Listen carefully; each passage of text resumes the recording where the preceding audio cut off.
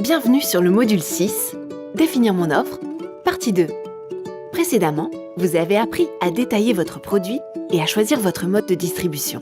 Vous allez maintenant compléter votre stratégie commerciale en déterminant votre méthode de promotion et votre prix de vente. Pour bien démarrer, il est essentiel de trouver un mode de communication adapté à votre activité, à vos clients et à vos moyens.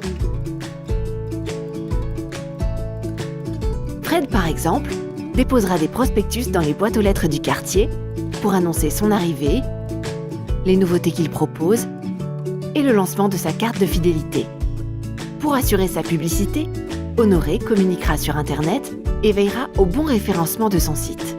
Il demandera aussi à ses clients de mettre son logo sur leur site. Nejma, elle, aimerait faire floquer son camion. Elle prépare aussi des argumentaires de vente. Quel que soit votre mode de communication, n'oubliez pas que votre meilleure publicité, c'est vous.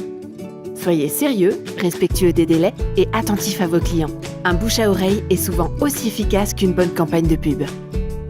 Il est maintenant temps de déterminer votre prix de vente pour finaliser votre stratégie commerciale.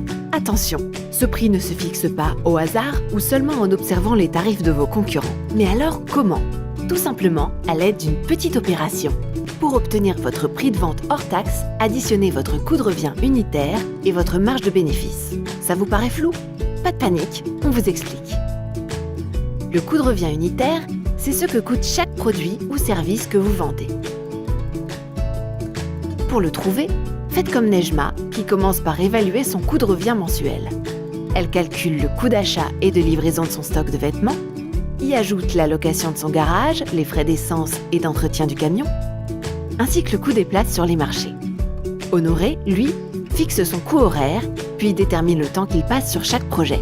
Il ajoute ensuite sa connexion Internet, l'hébergement et le référencement de son site. À partir de ce résultat, ils pourront calculer leur coût de revient unitaire. Consultez notre boîte à outils pour avoir un exemple concret.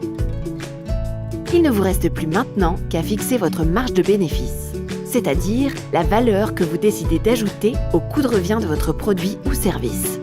Il n'y a pas de marge idéale, si ce n'est celle qui vous permet de bien vendre vos produits et d'assurer la rentabilité de votre activité.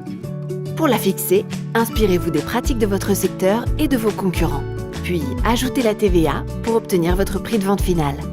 Vous pouvez désormais finaliser votre stratégie commerciale en consultant notre boîte à outils.